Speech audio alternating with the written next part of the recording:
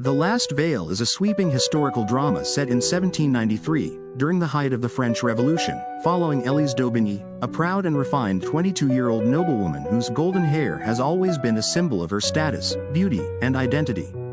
Born into luxury and isolation, Élise lives behind the gilded walls of her family's château, unaware of the desperation brewing beyond it. When her father is executed and her estate is stormed by revolutionaries, she flees Paris with her loyal servant Marie, disguising herself among the lower classes and taking refuge in a crumbling tenement where the perfume of her past life fades. Slowly stripped of her fine clothes, language, and mannerisms, she begins working at a women's shelter, encountering hunger, grief, and strength in places she once looked down on.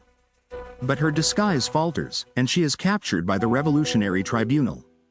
There, in a cold stone prison, she is sentenced not only to die, but to be humiliated, forced into a public head shaving before her trial.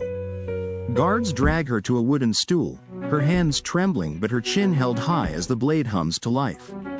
The first lock falls like a whisper, then another and another, until golden curls coat the ground like autumn leaves, and Élise stares into the mirror, stripped bare of her lineage, her vanity, and her past.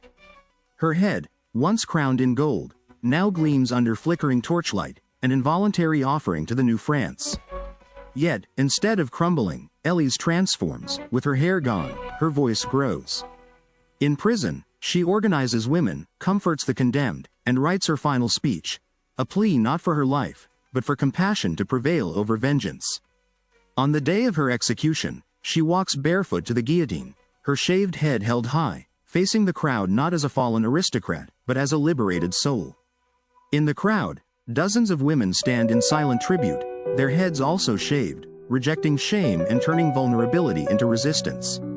Élise dies, but her image, bald, bare, unbowed, becomes a symbol far more powerful than she ever was in silk and lace.